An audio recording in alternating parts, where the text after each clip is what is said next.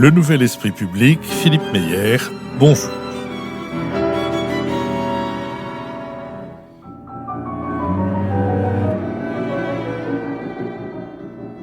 Bonjour et bonne année, et merci de nous rejoindre pour ce Nouvel Esprit Public au cours duquel nous nous efforcerons d'éclairer la question des abus sexuels dans l'Église et la manière dont le rapport Sauvé en a traité. Nous le ferons avec David Jays, enseignant et essayiste, avec Marc-Olivier Padis, directeur des études de la Fondation Terra Nova, avec Michaela Wiegel, correspondante à Paris de la Frankfurter Allgemeine Zeitung, et autour d'Isabelle de Gaulmin, rédactrice en chef du journal La Croix, et auteure, à moins que vous ne préfériez autrice, je ne sais pas, de Benoît XVI, le pape incompris, aux éditions Fayard, et de François, un pape pour tous, aux éditions du Seuil.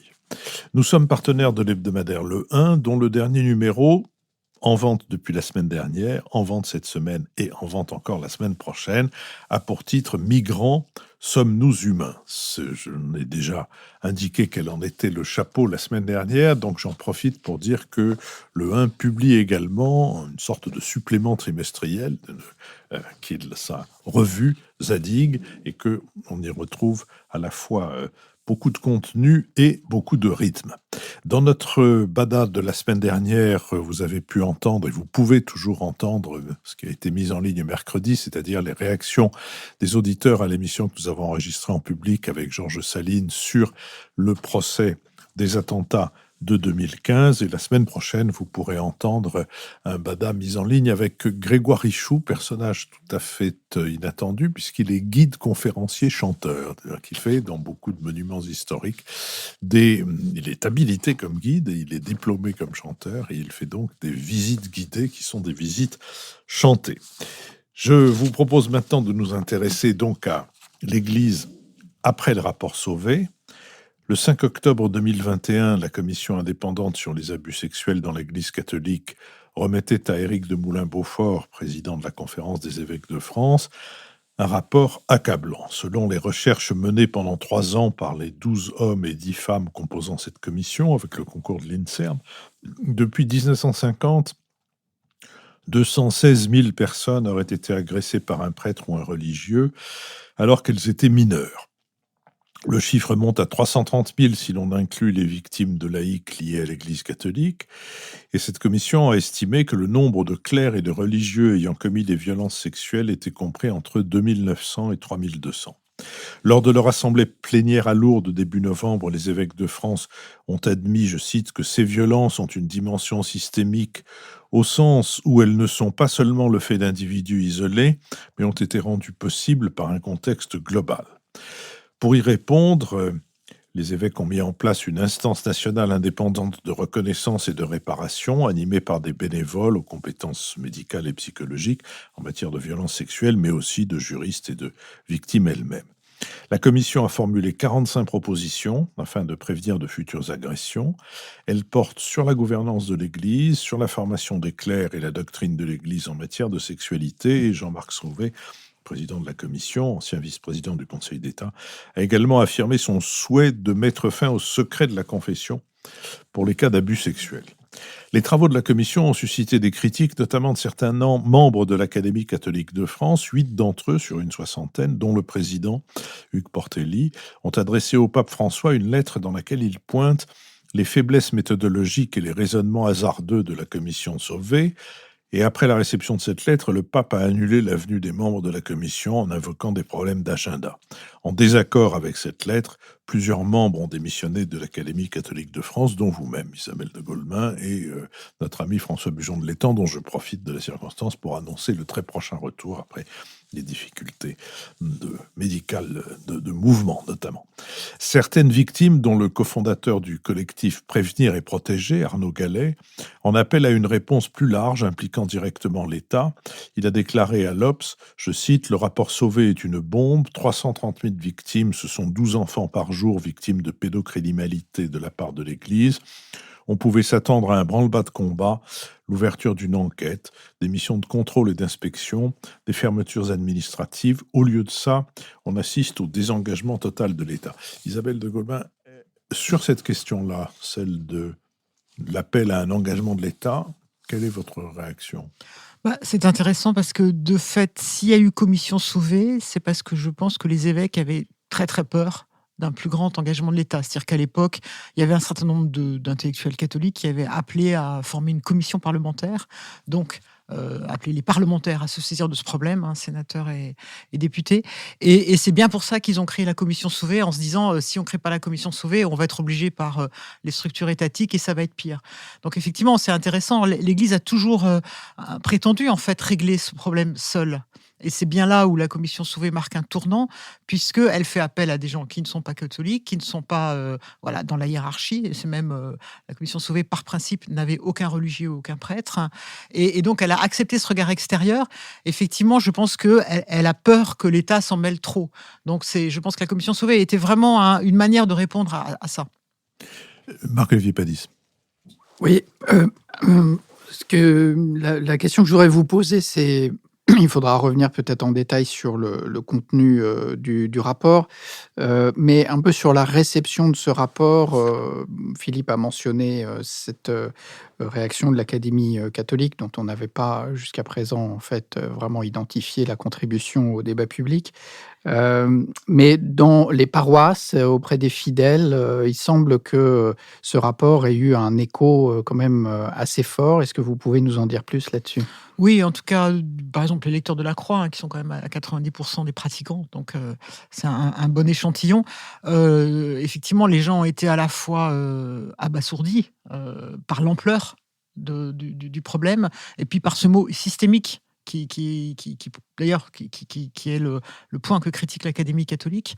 Ceux des membres de l'Académie catholique voilà, qui le critiquent. Qui le critiquent. Un peu au nom de l'Académie catholique, d'où le problème. Mais c'est vrai que la réception au départ a plutôt été, alors positive, c'est pas le bon mot, mais on a été surpris du point de vue des laïcs de voir que les gens n'ont pas contesté le rapport Sauvé et on dit oui, ils ont raison et il faut y mettre fin. Et cette attitude, elle est à partager quand même sur une assez large bande de l'Église catholique, enfin des catholiques de gauche et de droite, de gens qui en fait en ont marre de l'image qu'on renvoie de l'Église, du côté totalement irrationnel d'un certain nombre de réponses, et qui finalement ont un peu honte de leur Église, et on dit assez clairement aux évêques, écoutez là, il faut y aller. On a donc vu un certain nombre de mouvements assez importants se créer sur les réseaux sociaux pour dire aux évêques, là, cette fois-ci, il faut y aller, sinon nous, on ne vous suit plus. C'est un peu votre dernière chance. Donc c'est vrai que moi, j'ai trouvé quand même que la réception était plutôt bonne. Est venue dans un second temps celle d'un certain nombre d'intellectuels catholiques plutôt classiques, et puis sans doute un peu instrumentalisés en sous-main par un certain nombre de clercs, là aussi assez classiques, et qui ont vu dans le rapport Sauvé quand même une remise en cause de leur propre statut. Michaela Wiegel. Oui, je voulais revenir 1 minute à la genèse de cette commission parce que j'ai lu que Jean-Marc Sauvé a dit quand l'Allemagne avait créé sa propre commission d'enquête, il s'est tout de suite dit ils vont venir me demander, les évêques de France, faire quelque chose de semblable. Et donc, apparemment, il y a eu quand même cette idée que ce qui se passait en Allemagne pouvait servir de modèle où effectivement, c'était une initiative des évêques et non pas de l'État. Partant de là, j'ai quand même l'impression que la façon de travailler de la commission Sauvé était très différente parce que justement, vous venez de le dire, par principe, il n'y avait pas de religieux dans la commission, mais aussi sur la méthodologie, et je crois que même si la critique émanant du président de l'Académie catholique est probablement, enfin pour moi, passe à côté du point, mais la méthodologie, je crois qu'on peut vraiment s'interroger sur ce sondage par email non vérifié. Pourquoi ne pas avoir appuyé les chiffres qui sont quand même énormes, 330 000 pourquoi ne pas avoir vérifié au moins ces retours de sondage par par des échantillons de conversations téléphoniques. Est-ce qu'il n'y a pas là quand même quelque chose critiquable parce que c'est quand même le nombre qui a provoqué ce choc? Oui, peut-être ce qui est Isabelle de Golemin. critique, c'est d'avoir, ce qui est critiquable en tout cas, c'est d'avoir beaucoup orienté la communication là-dessus, sans explication. Après, ce qui est intéressant par rapport à ce qu'a fait l'Église allemande, ce qu'a fait aussi l'Église aux États-Unis, en Suisse, en Belgique, etc., et je pense que la commission Sauvé est le rapport le plus profond, le plus fouillé, hein, qu'on ait dans les différents pays qui ont fait ce genre de choses, c'est qu'effectivement, ils ont fait appel aux sciences humaines, aux sciences statistiques, à la psychologie, à l'histoire, parce qu'il y a aussi une énorme part sur les archives qui est incroyable et qui va donner du grain à moudre à tous les historiens de l'Église catholique pendant au moins 10 ans. Et donc sur les sciences humaines, en fait, ils ont pris la méthode de l'INSERM. C'est la même méthode qui est utilisée pour l'épidémie, par exemple. C'est tout à fait la méthode des épidémiologistes. Donc moi, je ne suis pas compétente pour dire c'est bon, c'est pas bon, etc. Ça a coûté très cher. Ça a été fait sur un énorme échantillon de 28 000 personnes.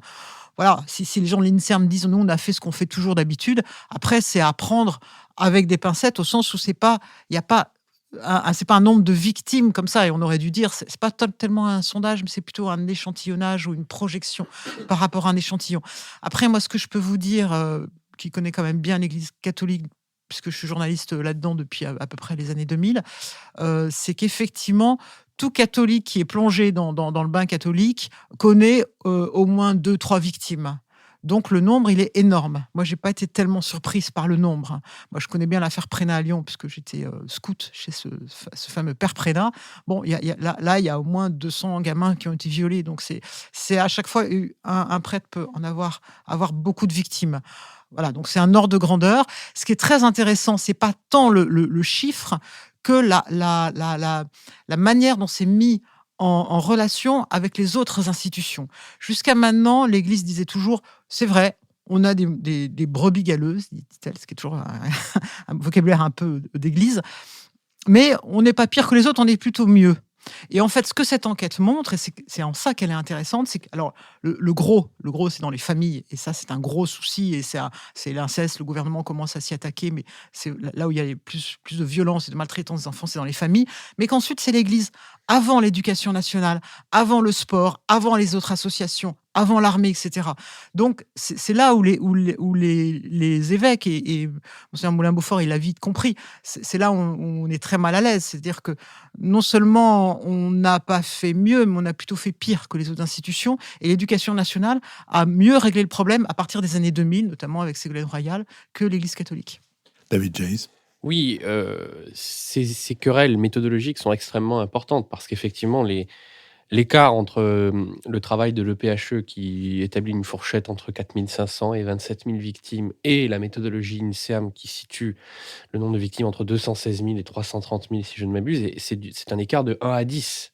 Donc il serait bon, je pense, pour le débat public qu'on puisse avoir effectivement des éléments d'éclaircissement méthodologique. Et je dois dire que à ce stade, j'ai plutôt un préjugé favorable à l'égard des auteurs du rapport Sauvé, parce que en réalité, le courrier de l'Académie, enfin des membres de l'Académie catholique, de certains membres de l'Académie catholique, n'est pas très documenté, n'est pas très étayé.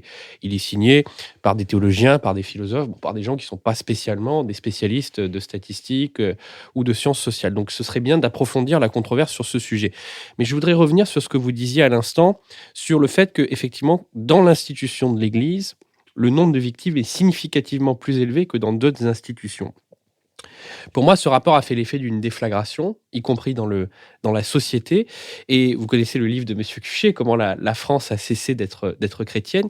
Il me semble qu'il y aura un avant et après rapport Sauvé, c'est-à-dire de deux choses l'une. Soit ce rapport va constituer le coup de grâce d'une lente déchristianisation qui s'opère depuis la fin des années 50 dans la société française, soit au contraire, il peut constituer un électrochoc pour une prise de conscience. Mais dans ce cas-là, je pense qu'il faut aller jusqu'à la radicalité d'interroger le dogme. Et il est un sujet sur lequel je suis un petit peu atterré que personne ne mette le doigt. C'est la question du célibat des prêtres. Car enfin, s'il y a un véritable écart entre le nombre de victimes dans l'institution ecclésiale par rapport à d'autres institutions, cette question ne doit pas y être étrangère. Alors moi, je pense que Isabelle de là-dessus, Goldman. il faut faire attention parce que c'est pas parce que vous êtes célibataire que vous êtes pédocriminel.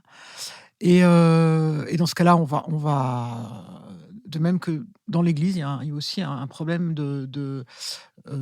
les victimes sont majoritairement des garçons, alors que dans la société, les victimes de pédocriminels sont majoritairement des filles. Donc voilà, ce sont deux éléments à prendre, à mon avis, qui méritent d'être posés sans tabou, mais il faut faire attention. Moi je ne dirais pas que le célibat est quelque chose qui va directement favoriser la pédocriminalité. En revanche, le célibat, en fait, il y a deux choses. Il y a d'une part, le célibat tord la vision qu'on peut avoir de la sexualité. C'est-à-dire que dans l'Église catholique, quand vous n'avez pas de relation sexuelle, vous êtes quelque part saint, vous êtes quelque part meilleur que les autres. Donc il y a une vision qui est complètement tronquée et qui effectivement peut pousser à dérive et à mal comprendre la sexualité, parce que finalement, lui, il peut être saint parce qu'il n'a pas de relation sexuelle. Donc qu'est-ce que ça veut dire affectivement, etc. Et puis ça fait aussi une espèce de caste d'hommes célibataires entre eux, où il y a pas de femmes, où il y a pas d'éléments extérieurs et qui s'autoprotègent. Et à mon avis, c'est les deux choses. Donc le célibat des prêtres fait partie du sujet, mais il faudrait faire attention à pas mettre un lien direct, parce que voilà, il y a beaucoup de célibataires dans la Je fais société. pas de lien de causalité, Voilà, hein, je c'est ça. précise. Mais Après, en tout cas, ça mérite d'entrer dans le débat. ce qui mérite d'entrer dans le débat, c'est peut-être que dans l'Église catholique, l'ensemble des responsabilités sont tenues par des personnes ordonnées. Donc, quand vous êtes laïque, homme ou femme d'ailleurs, parce que les laïcs hommes, après tout, ils ont aussi le droit d'être dans l'Église, vous ne pouvez jamais accéder à des responsabilités. Il faut, pour être responsable dans l'Église, il faut être prêtre ou évêque, donc prêtre, donc homme, et donc ordonné. Donc ça fait qu'effectivement, il y a un entre-soi qui est terrifiant. Moi, j'étais 4 ans correspondante à Rome, au Vatican, où je n'ai jamais interrogé une seule femme. Alors maintenant, il paraît qu'il y en a 3. Bon, super. Mais voilà. Donc on est quand même dans un milieu pas seulement masculin, mais un espèce d'entre-soi terrible, et qui fait qu'il y a une autoprotection qui fonctionne pas. Donc c'est plutôt ça, c'est plutôt le fait que tout repose aujourd'hui, mais c'est pas éternel. C'est vraiment l'Église d'abord du Concile de Trente et surtout du 19e siècle qui a beaucoup mis l'accent sur le prêtre, et qui fait que le prêtre est un peu l'élément central de l'Église, que tout repose sur lui, à la fois au niveau des sacrements et à la fois au niveau de la responsabilité. Donc voilà, c'est plutôt ça que je mettrais en cause. Pourquoi pas des prêtres célibataires, mais pourquoi pas aussi des prêtres mariés? Pourquoi pas des femmes, des hommes qui ne sont pas prêtres? Voilà, c'est plutôt... Moi, je pènerais plus sur une biodiversité écologique dans l'Église, plutôt que sur remettre en cause le célibat des prêtres. Une remarque marginale et une question. La remarque marginale est sur la vitupération dont le cardinal Lustiger était familier contre l'Église du 19e siècle. Et Dieu sait qu'on s'aperçoit aujourd'hui que toutes les raisons de vitupérer sont les bonnes. La question, c'est, je reviens sur ce que vous avez pointé tout à l'heure, le fait que les histoires de pédocriminalité dans la société ont pour victimes des filles et pour victimes des garçons dans l'Église.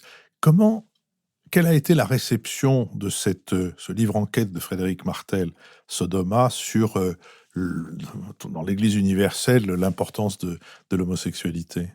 Oui, il y a un vrai tabou. Alors, c'est pareil, il faut faire attention de ne pas confondre homosexualité et pédocriminalité. Donc, Oui, on est vraiment, on marche sur des œufs.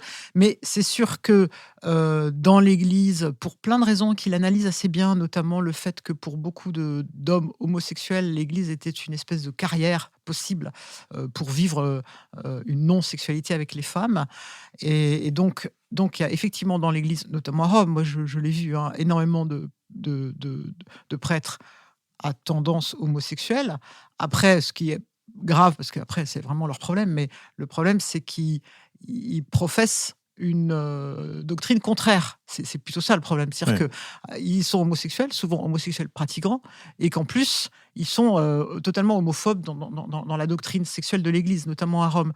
Donc c'est cette espèce de schizophrénie qui, de fait, peut donner à certains des moyens de faire du chantage.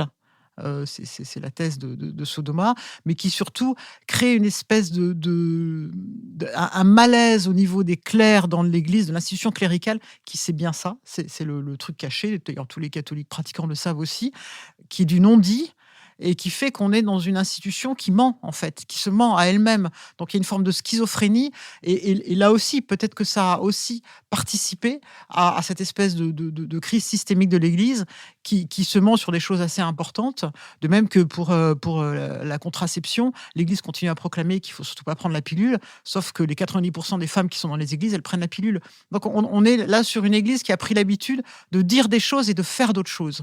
Et du coup, peut-être que ça peut aussi expliquer un certain nombre de dérives. Marc-Olivier Padis. Oui, je voulais poursuivre sur la question de David, parce qu'on se pose nécessairement la question du célibat. Cela dit, le rapport Sauvé lui-même pointe plutôt la question de l'organisation de l'autorité dans l'Église, et donc je voulais revenir sur ce sujet-là.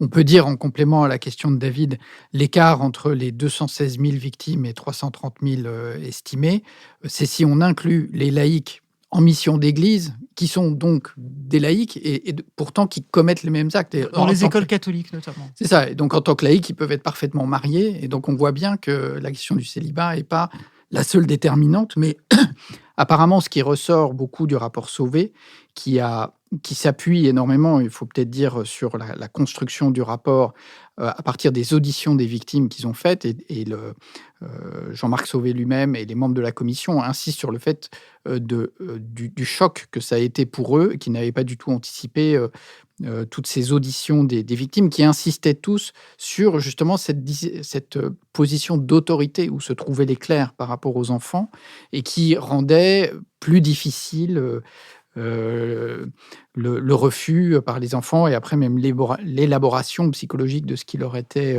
arrivé.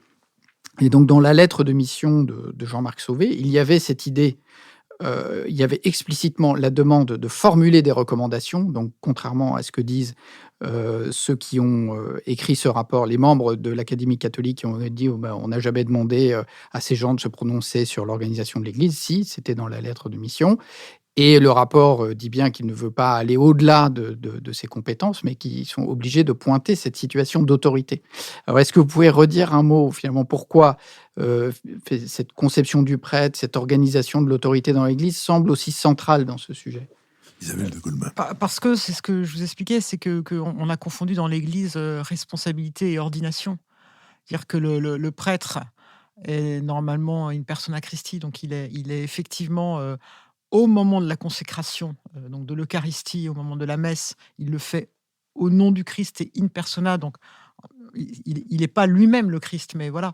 Et c'est vrai que le souci, c'est que cette espèce d'autorité sacramentelle ou de rôle sacramentel s'est étendu à tout ce qu'il fait. C'est-à-dire que pour le fidèle moyen, le prêtre, c'est celui finalement qui est un peu l'intermédiaire entre Dieu et lui. Donc ça donne à cette autorité un caractère sacré et donc qu'on ne peut pas remettre en cause. Et puis en plus, ça fait que tout converge sur lui. C'est vrai dans une paroisse, contrairement aux protestants, le conseil paroissial ou le conseil pastoral a très peu de pouvoir, et en fait c'est le prêtre qui est responsable de la paroisse.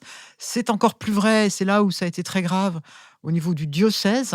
Donc, c'est-à-dire le diocèse, c'est équivalent à un département, et qui, avec à la tête du diocèse, il y a un évêque nommé par Rome. Et depuis Vatican II, et ça c'est sûrement une des dérives de Vatican II, cet évêque a tous les pouvoirs. C'est-à-dire qu'il a le pouvoir, à la fois, il est le RH du diocèse, c'est lui qui ordonne les prêtres, donc il a donc le pouvoir de discerner si un homme peut être prêtre ou pas. Il est aussi le juge. Donc, c'est lui qui va dire s'il faut qu'il y ait un procès sur quelque chose que lui-même a mal estimé. Donc voilà, c'est un peu le monde à l'envers. Et puis, effectivement, c'est lui qui va prendre toutes les décisions. Et en plus, c'est lui qui est responsable de l'enseignement, etc. Donc, il concentre en lui absolument tout. Alors, on dit qu'il y a un pape au-dessus, sauf que le pape, il ne va pas s'amuser à surveiller les 5000 évêques du monde. Et il n'y a pas de contre-pouvoir dans un diocèse. Ce qui explique qu'il y a eu des dérives dans des diocèses. Quand l'évêque va bien, ça va. Mais quand l'évêque va mal, vous n'avez aucune possibilité pour pouvoir, c'est ce qui s'est passé à Lyon, pour pouvoir mettre des contre-pouvoirs et dire non, là ça va pas, on n'est pas d'accord, et puis nous on propose autre chose. Donc au niveau des organismes de décision, effectivement, l'évêque peut tout dans un diocèse. Et en plus, il a le budget, donc c'est pas rien. Michael Avigel. Oui, j'aimerais bien qu'on aborde la question des dédommagements, qui était un des objectifs affichés de la commission Sauvé, qui pour moi est aussi au cœur de cette relation de l'Église avec l'État. Alors en France, effectivement, à la différence de l'Allemagne, il n'y a pas d'impôt sur l'Église, donc l'Église est relativement pauvre à part leurs biens meubles. Et j'ai l'impression donc ce qui a été surtout exprimé par les victimes lors de la présentation du rapport Sauvé, c'était il faut pas que les croyants, donc ceux qui souffrent des défaillances de l'Église, payent pour ces défaillances, et que ce fonds de dédommagement doit être alimenté ou par les ventes des biens de l'Église ou par des dons ciblés, donc les personnes donnent en connaissance de cause. Mais il y a aussi toujours la question, qu'est-ce que fait l'État? Est-ce que l'État ne doit pas aussi aider à dédommager des victimes qui, effectivement, pour la plupart, ne peuvent plus intenter des poursuites judiciaires? Comment vous évaluez la situation, et notamment la tâche qui revient à une femme de trouver réponse à ces questions? Une femme pour Isabelle de l'Église diocésaine et un homme garapon pour les religieux, Oui, qui sont oui, oui, un gros oui. sujet aussi, parce que dans les ordres, il y a eu beaucoup d'abus. En fait, il y a plein de problèmes. D'abord, l'indemnisation, c'est vrai que jusqu'au rapport Sauvé, en fait, les évêques, ils disaient on va donner une espèce de somme forfaitaire. Voilà. Et le rapport Sauvé a dit non, il faut qu'il y ait un jugement individuel, particulier pour chaque cas, etc. Et ça a fait peur, parce que c'est vrai que l'Église, elle est pauvre. Alors, elle est relativement pauvre. Moi, je pense qu'il y a de quoi payer tout ça, mais c'est vrai qu'il y a des diocèses qui sont vraiment, en ce moment, au bord de la faillite, voire en quasi faillite. Donc, puis il y a des diocèses qui sont beaucoup plus riches. Donc, il va falloir qu'ils mettent en place entre eux une solidarité. Aujourd'hui, le droit ne le permet pas, mais donc là, je pense que l'État va aider à arranger les structures juridiques pour que ça soit possible. Après, le problème de savoir qui doit payer, est-ce que les fidèles doivent payer? C'est vrai que ça se discute, parce que, par exemple, pour le cas de Lyon, que moi je connais bien, à vrai dire, il y a des niveaux de responsabilité qui sont très différents. Le premier responsable, c'est le prêtre. Bon, et il y a des prêtres qui ont quand même un peu d'argent. Après, il y a effectivement la hiérarchie qui l'a fait tourner. Il y a quand même aussi la communauté. C'est-à-dire que le cas de Prénat, il y avait une communauté, moi j'étais petite fille, qui disait tout le temps lui, il tripote les garçons. Voilà. Bon, alors on était une autre époque, etc. Mais s'il a pu faire ça, c'est aussi que la communauté l'a laissé faire ça. Non seulement l'a laissé, mais il y avait même notamment des paroissiennes qui étaient complètement en admiration devant lui. Et il y a eu même des parents qui ont dit, une femme qui a dit « Ah ben moi je viens participer au camp scout parce qu'il y a mon garçon, mais j'ai quand même un peu peur. » Donc là, on est dans quelque chose de bizarre. Alors, attention, hein, on est avant les années 2000, où voilà, on n'avait pas la même conscience des dégâts de ce genre de choses. Mais c'est vrai que les fidèles ne peuvent pas non plus aussi facilement dire c'est que les évêques. Ceci dit, là, c'est vrai que c'est... Et moi, j'étais aussi très surprise de voir le vent de fronde des laïcs qui sont pourtant, alors vraiment, les laïcs catholiques, il n'y a pas plus gentils et un peu moutonniers, qui ont dit non, nous, on ne payera pas. Donc, je pense que ce vent de fronde, il s'explique aussi par le fait que non seulement les évêques ont laissé faire, mais ils ont quand même mis 20 ans à prendre des décisions, à vouloir faire le clair là-dessus. Ils ont fait... Enfin bon, quand on voit l'attitude du cardinal Barbarin, qui quand même est allé dans tous les sens, mais jamais dans le bon sens. Donc, c'est sans doute aussi ce qui est sanctionné là, c'est cette parole et qui n'a pas été à la hauteur pendant très longtemps, qui n'a pas été à la hauteur du problème. Mais c'est vrai que ça va poser un problème, parce qu'on dit l'Église, elle a encore un certain nombre de biens immobiliers. Alors à Paris, c'est bien, parce que les biens immobiliers à Paris, ça va bien, quoi. Mais par exemple, l'autre jour, j'étais dans les Landes. Vous avez à côté du berceau où est né Saint Vincent de Paul, vous avez des bâtiments entiers qui étaient pris par des religieuses, les filles de la Charité, ou les lazaristes, qui sont les religieux de Saint-Vincent de Paul, complètement vides, mais ça vaut rien. On est en pleine campagne. Enfin, franchement, ça vaut rien, ce genre de bâtiment. Au contraire, c'est plutôt lourd à entretenir. Donc, voilà. Les immeubles, ils ne sont pas tous de rapport. Il va falloir qu'il y ait une solidarité entre les grandes villes et des petits diocèses qui n'ont pas un rond. Marc-Olivier Padis. Je voudrais ajouter sur ce problème de l'argent des fidèles, c'est que si les fidèles versent le denier du culte, ils ont, dans leur déclaration d'impôt, comme pour des dons à des associations, un avantage fiscal. Et donc ça voudrait dire que l'État, via l'avantage fiscal, contribue au financement de cette Ouais, vous avez indemnisation. raison. Et donc ça pose un problème J'avais pas politique quand pensé à même ça. important. David Chase. Oui, moi, j'ai 2 questions pour le prix d'une. La première, c'est, on a ce travail de la SIAZ qui est sans doute un des plus, comme vous l'avez dit, performants et approfondis, du monde chrétien. Est-ce qu'il y a une Alors, c'est spécificité... rappelons que c'est la commission Sauvé. Quand même, La commission parce que Sauvé. Il y a une est-ce qu'il y a une spécificité française ou est-ce qu'on peut raisonnablement supposer que le niveau de crime atteint la même ampleur dans les autres églises? Première question. Et la deuxième question, puisque vous avez écrit des biographies des souverains pontifes, j'aimerais comprendre la réaction du pape François. Parce qu'il a d'abord fait montre à la fois de beaucoup de compassion et de compréhension et d'ouverture d'esprit. Et puis, il y a eu cette... alors, est-ce que c'est une annulation? Est-ce que c'est un report? Cette audience de Jean-Marc Sauvé à Rome, à la suite du courrier adressé par les membres de l'Académie catholique.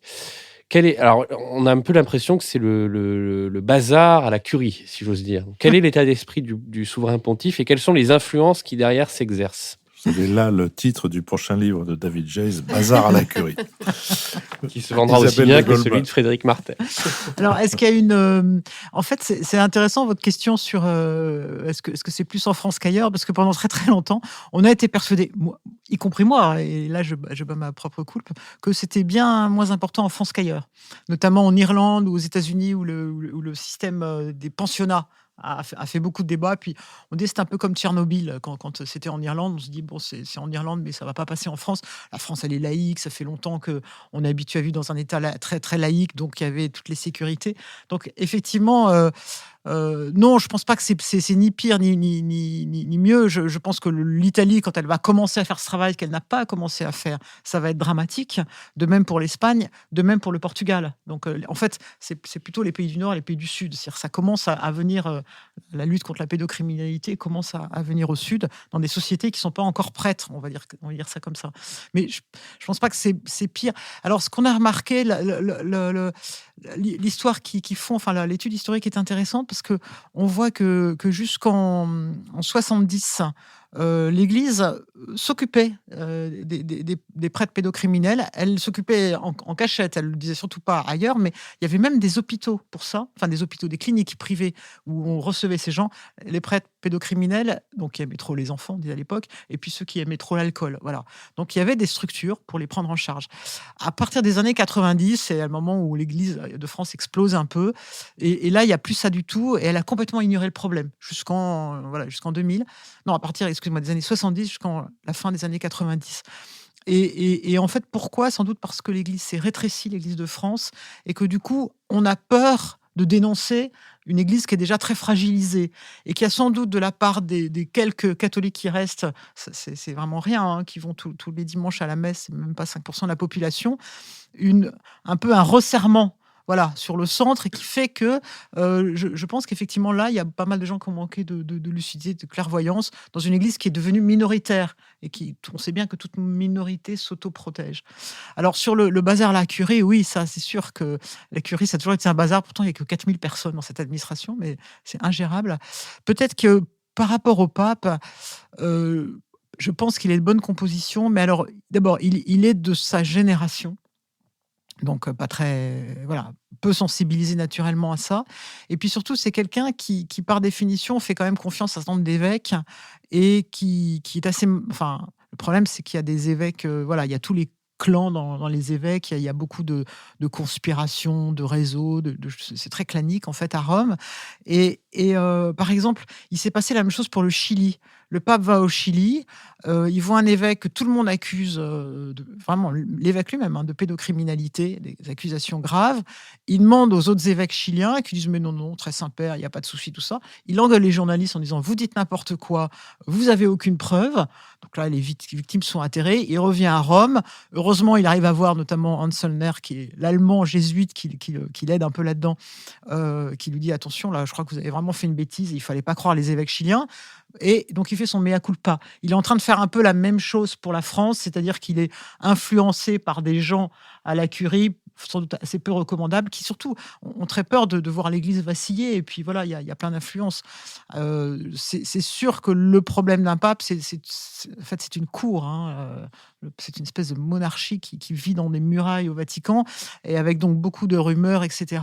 Et le problème d'un pape, c'est l'entourage. On a vu aussi sur Benoît XVI. Marc-Olivier Padis. Oui, on a beaucoup parlé en fait de cette commission indépendante sur les abus sexuels dans l'Église. Elle a été commandée en fait par 2 commanditaires, la conférence des évêques et la conférence des religieux et religieuses de France, COREF, présidée par une femme, Véronique Margron, qui est une religieuse et qui a, je trouve, accueilli ce rapport avec une intelligence, une compréhension beaucoup plus large. Donc, en fait, jusqu'à présent, on a beaucoup parlé ce qu'on appelle du clergé, en fait, qui est dans les paroisses. Et donc, qu'est-ce qu'on sait un peu sur les congrégations, qui sont parfois des congrégations qui vivent en huis clos, et donc ça pose aussi des problèmes. Qu'est-ce qu'on peut dire sur les congrégations ? Isabelle de Vaulman. C'est sûr que les congrégations, il y a abus de pouvoir, abus sexuels et abus sur mineurs, qui sont 3 choses différentes. Et donc les congrégations, il y a ces 3 choses. Sur les abus sexuels sur mineurs, c'est beaucoup les congrégations enseignantes. À l'époque où elles avaient des structures qui accueillaient les gamins très tôt pour en faire des futurs religieux. Et là, c'est ce qu'on a notamment dans l'ouest de la France. C'est un peu ce qu'on a découvert. C'est plutôt des vieilles, parce que les victimes vivent encore, mais des histoires des années 50, on va dire. Et là, en plus, c'est massif. C'est un dortoir entier. C'est assez terrible. Après, sur il y a aussi tout un travail sur l'abus sexuel sur majeurs, notamment sur les religieuses, avec des religieuses au service de religieux, des congrégations plutôt mixtes ou avec les religieuses qui sont pas loin, etc. Et donc des abus sexuels, et puis aussi des évêques ou des prêtres qui visitent régulièrement des congrégations religieuses et qui en profitent pour se servir. Donc ça, il y a ça aussi. Alors, ils le font de manière intelligente, ils deviennent le père spirituel, etc. Et puis voilà. Et puis, il y a tout ce qu'on appelle le champ des nouvelles communautés, qui ont été, alors c'est notamment le cas de la congrégation Saint-Jean, qu'on appelle les petits gris dans l'église, qui sont toujours en habit gris, qui ont été un peu les fers de lance de la renaissance catholique voulue par Jean-Paul II. Ces communautés qui étaient très évangélisatrices, très sûres d'elles, etc. Et où là, il y a eu beaucoup d'abus qu'on découvre aujourd'hui, parce qu'il y avait quelques personnalités charismatiques.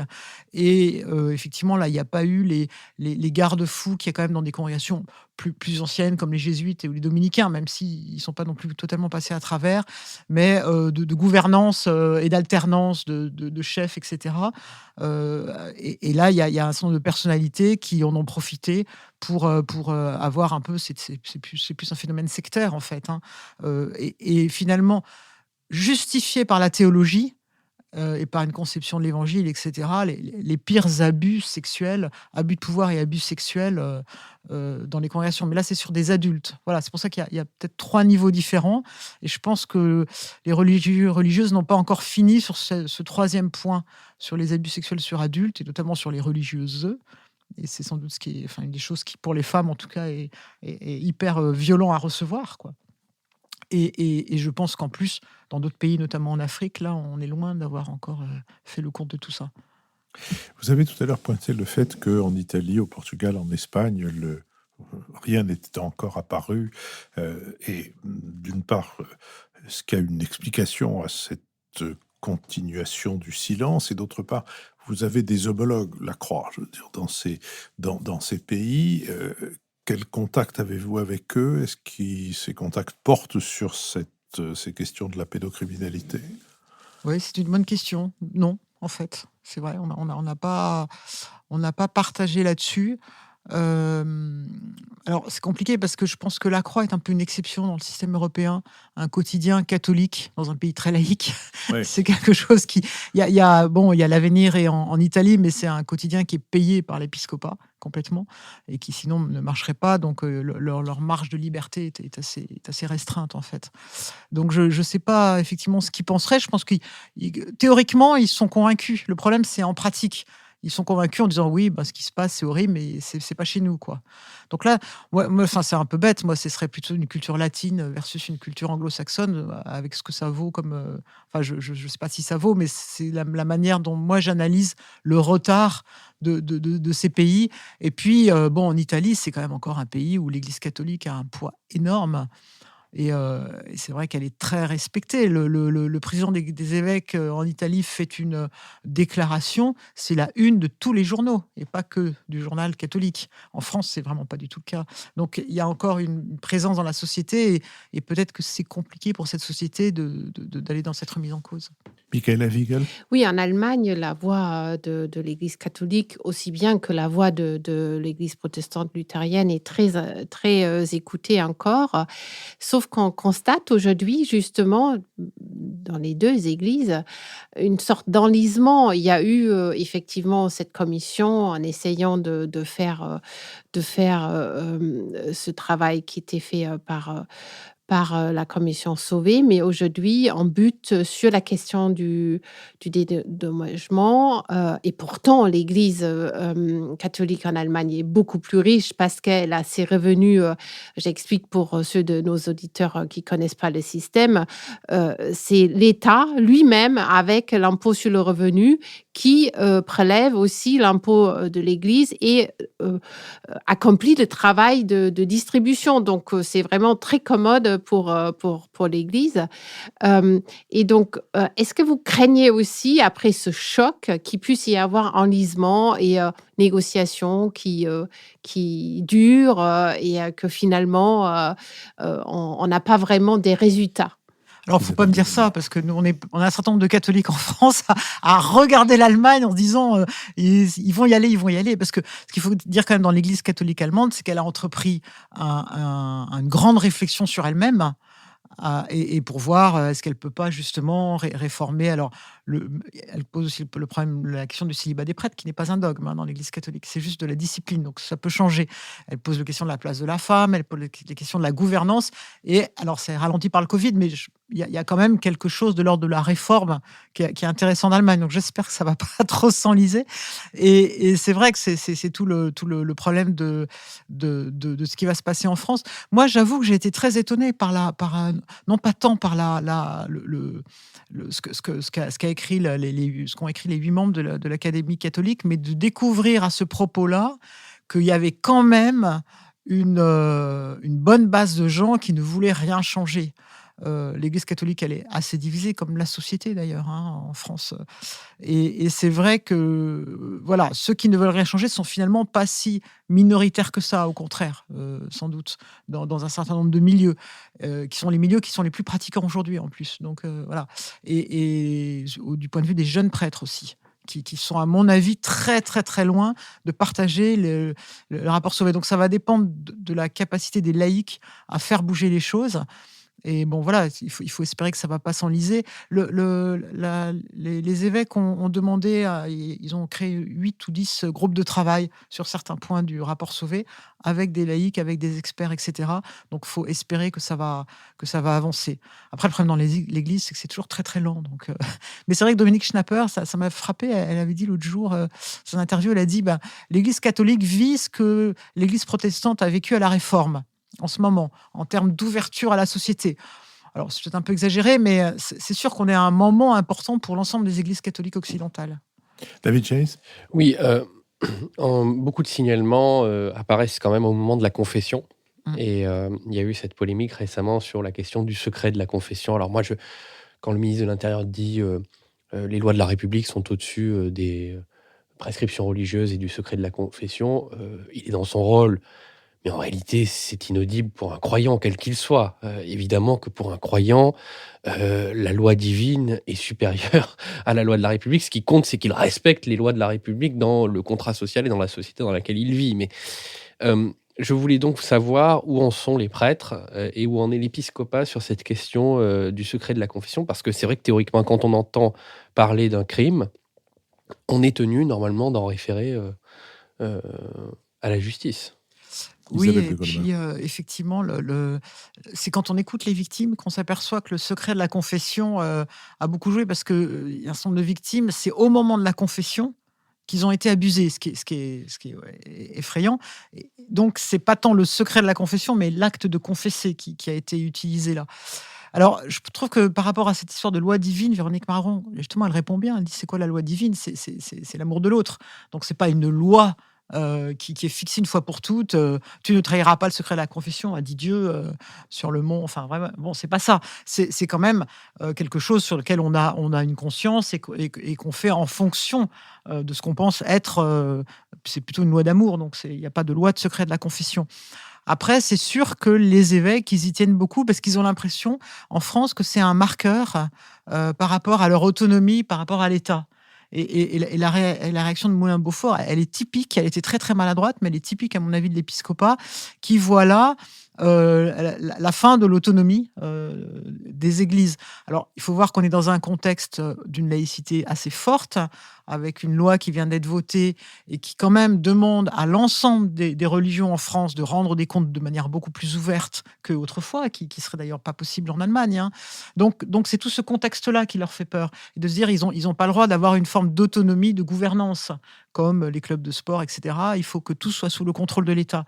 Mais c'est sûr que la réaction de Moulin-Beaufort était complètement maladroite. La première chose à dire, c'est de dire la première loi, c'est tu ne tueras pas. Donc voilà, et c'est ça qui s'impose, et c'est pas le secret de la confession, etc.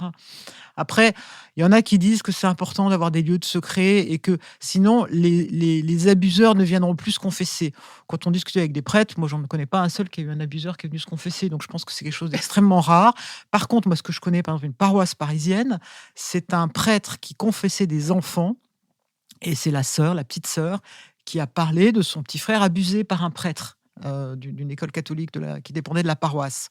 Donc, ce curé de la paroisse, c'était il y a 10 ans, donc c'est il n'y a pas si longtemps que ça, a fait un signalement là-dessus, et on l'a engueulé en disant qu'il brisait le secret de la confession. Mais c'est une très mauvaise manière de voir. Et de même que l'histoire de Patrick Goujon, donc ce jésuite qui a été abusé quand il était enfant et qui raconte ça dans un très beau livre, il explique, mais il ne le dit pas dans le livre, qu'à un moment, l'évêque du lieu où réside encore le prêtre qui l'a abusé, avec lequel il était en contact, il avait expliqué tout ce qui s'était passé et tout ça, lui a dit, je vais vous dire ce qu'est devenu ce prêtre, mais je vous le dis sous le sceau du secret de la confession, sous le sceau du secret. Donc c'est cette espèce de... Alors qu'on parle d'abus sexuels, d'un prêtre qui devrait être devant la justice, etc. Donc cette espèce de culte du secret qui est, à mon avis, derrière le secret de la confession, et que pointe le rapport Sauvé, qui, au-delà du problème de la confession même, mais en fait, il faut tellement sauver la réputation de l'Église, le scandale de l'Église. Quand un évêque est nommé, on lui demande s'il ne va pas porter atteinte au scandale de l'Église. Donc, il faut éviter tout scandale, et pour éviter tout scandale, c'est encore le secret qui est le meilleur. Marc-Olivier Padis. Oui, je voulais justement m'appuyer sur le livre de Patrick Goujon pour élargir un peu une question. Donc, le livre de Patrick Goujon s'appelle « Prière de ne pas abuser », et donc il est lui-même prêtre jésuite et spécialiste de la spiritualité française, en particulier de l'âge classique, chez les jésuites, et enseignant au Centre Sèvres. Et donc, il raconte dans ce livre, qui est très fort, « Prière de ne pas abuser au seuil », comment il a été lui-même abusé et comment la prise de conscience a été extrêmement longue. Et ça permet aussi de comprendre pourquoi... je ne sais plus, la prescription est de 20 ans. Pourquoi 20 ans, finalement, c'est une période assez courte? Ce qui, quand on n'est pas concerné par le sujet, on se dit, bon, 20 ans, mais il explique très bien la difficulté de la prise de conscience. C'est un livre très fort. Et donc, il a été La difficulté de sa prise de conscience. De sa prise de conscience, oui. En tant que victime. Hein. Oui. Alors, il était invité à Lourdes, non pas par la Conférence des évêques de France, mais par le COREF, donc les religieuses et religieux, avec Jean-Marc Sauvé. C'est le seul moment où Jean-Marc Sauvé a pris la parole à Lourdes. Et Patrick Goujon disait, l'Église se présente comme une, entre guillemets, experte d'humanité. Et on sent bien toute l'ironie qu'il y a dans cette expression quand on l'utilise dans le contexte de notre discussion aujourd'hui. Et la question que je voudrais vous poser, c'est qu'il y a beaucoup de catholiques qui, depuis beaucoup d'années maintenant, considèrent que l'Église de France intervient trop, et de façon trop exclusive, dans le fond, sur les problèmes de sexualité. Elle parle de la contraception, de l'avortement, du mariage pour tous, etc. Alors que de l'Église, on pourrait attendre d'autres messages. Par exemple, ce qu'a fait le pape, qui était à mon avis tout à fait prophétique sur les réfugiés, ou sur la pauvreté, ou même sur la question du salut, après tout, qui est une grande question théologique. Mais non, l'Église de France a cette espèce d'obsession pour la sexualité, et donc on a l'impression que là, elle se prend quand même la porte dans la figure. Et donc, comment est-ce que vous voyez cette espèce de mono-thématisation des interventions publiques de l'Église autour de ces questions sur la sexualité? Isabelle de Goulmar. Elle vient largement de Rome, cette obsession. C'est-à-dire, mais de Rome avant. C'est-à-dire que c'est quand même Jean-Paul II qui a focalisé l'Église sur le problème de la sexualité. Paul VI et puis Jean-Paul II. Et c'est vrai. C'est vrai que alors il y a deux questions. Il y a d'une part, aujourd'hui, l'Église n'est sans doute plus en mesure de se proclamer comme experte en humanité. Et à la limite, quand elle parle des migrants, on pourrait aussi lui dire ça. Vous nous dites qu'on n'est pas humain avec les migrants, mais soyez déjà humain avec vos propres enfants, enfin, les propres enfants qui viennent au catéchisme, etc. Donc aujourd'hui, c'est vrai que le problème de cette histoire de pédocriminalité, c'est que ça décrédibilise toute la légitimité du discours de l'Église. Et en Allemagne, c'est ça qui a provoqué la volonté de faire un travail de réforme, c'est qu'ils sont aperçus dans les sondages que l'Église catholique, contrairement à l'Église protestante, alors ça va peut-être se déséquilibrer par le bas, mais n'était plus du tout jugée comme une institution crédible lors des derniers grands sondages, alors qu'avant, elle avait toujours été. Donc, elle a perdu en quelques années complètement cette espèce de crédibilité sur sa parole. Ensuite, sur la sexualité, c'est vrai qu'il y a une obsession de la sexualité. Bon, qu'il y a un peu une obsession de la société aussi, hein, parce que de part et d'autre, on finit par parler plus que de ça, franchement, et qui est pas forcément illégitime. Si ça dépend comment on en parle. Le problème, c'est d'en parler en interdit. Moi, j'ai le sentiment que l'Église catholique, c'est un peu à dériver vers une église, enfin une religion du permis autorisé, enfin du permis et non permis, voilà, du licite illicite, et en disant bah ça c'est illicite, là ça c'est illicite, etc. Et à Rome, moi j'ai vu comme ça des vieux évêques qui faisaient un espèce de manuel pour la famille, en testant le niveau des préservatifs. Donc on atteint effectivement un degré de je sais pas, c'est une espèce d'église juridique complètement voilà. Donc qu'elle parle de sexualité, moi je trouve c'est intéressant parce que je trouve quand même qu'il y a beaucoup à dire, mais c'est plutôt la manière d'en parler qui va pas, et de dire non ou oui sans qu'il y ait des zones grises. Et je pense qu'en fait on aurait besoin de dire qu'il y a des zones grises et de donner aux gens les moyens de s'y retrouver dans ces zones grises. David Jace. Oui, alors la bifurcation de Paul VI et de Jean-Paul II, bifurcation obsessionnelle sur la sexualité, elle peut se lire en termes tout à fait foucaldiens au sens de Michel Foucault. C'est-à-dire que comme l'Église, à partir des années 60, a perdu beaucoup de pouvoir politique en tant qu'organisation sociale, elle s'est reportée sur les conduites individuelles. Et au fond, sur les micro-conduites. Et il n'y a rien de mieux que la sexualité, en quelque sorte, pour tenir les conduites. Et moi, j'ai une question assez redoutable à vous poser. Quel peut être le message de l'Église pour le XXIe siècle qui ne soit ni cette obsession de contrôler les conduites ou d'en faire le fer de lance d'un combat identitaire et civilisationnel? Parce que derrière le courrier de ces 8 intellectuels, j'en connais certains, il y a cette idée-là, mais qui ne soit pas non plus ce qu'a dit Marc Olivier, parce que si le message de l'Église se réduit simplement à on va dire, des invocations humanitaires, d'autres, en réalité, dans la société, sont mieux placés qu'elle pour le faire. Alors, vous dire quel sera le message de l'Église au XXIe siècle, je suis pas pape, heureusement, finalement. Patience. Mais peut-être cardinal un jour. Non, mais d'abord, le problème, c'est que l'Église, elle est plurielle, donc les messages peuvent être différents. Et puis, peut-être qu'il faut accepter, alors c'est plutôt protestant, hein, c'est Ricoeur, c'est-à-dire d'entrer dans la société avec une éthique du débat. Et l'Église a du mal à être dans cette éthique du débat, c'est-à-dire elle a du mal à dire, il n'y a pas que moi qui ai la vérité. En fait, c'est un problème de dire c'est quoi la vérité, parce que c'est déjà la question de Jésus à Pilate, et est-ce que je peux prétendre seul à avoir la vérité? Et est-ce que finalement la meilleure manière pour l'Église, c'est pas d'être en dialogue? Alors moi, c'est ma conviction profonde, mais je la partage, mais il y a pas tout le monde la partage pas, ça je sais. Mais voilà, c'est d'être dans un dialogue avec cette société, avec ce que l'Évangile peut avoir de source, et puis la Bible de sources intéressantes dans ce dialogue. Mais évidemment, le problème, c'est que si on continue à dire « nous, on a la vérité », et c'est ça que pose le rapport Sauvé. Parce que le rapport Sauvé, justement, il s'est fait aider de gens autres que l'Église pour le faire. Donc la vérité, mais Vatican II le disait quand même déjà, elle n'est pas que dans l'Église, mais elle est extérieure et elle peut même nous aider. La vérité qui est à l'extérieur, dans les autres religions, la société, dans les autres sciences, etc. Donc pour moi, c'est ça, c'est plutôt une attitude, un style chrétien, comme dirait Christophe Théobald, plus qu'un message universel qui, de toute façon, va changer tous les jours. Isabelle de Goulmin, je vous remercie. Je remercie aussi Pierre Levrel, avec qui cette émission a été préparée. Je remercie Benoît Carré, qui va en assurer le compendium. Je remercie Nicolas Tourneau, qui veille à notre site, et Olivier Magloire, qui veille à notre plateforme de financement. Adrien Beccaria, qui, au studio L'Arrière-Boutique, a enregistré cette émission. Julien Deville, qui l'a produit pour Nouvelles Écoutes. Et je rappelle à nos auditeurs que la semaine prochaine, nous serons en public à l'école alsacienne. Les inscriptions sont déjà ouvertes sur notre site. Merci et à bientôt.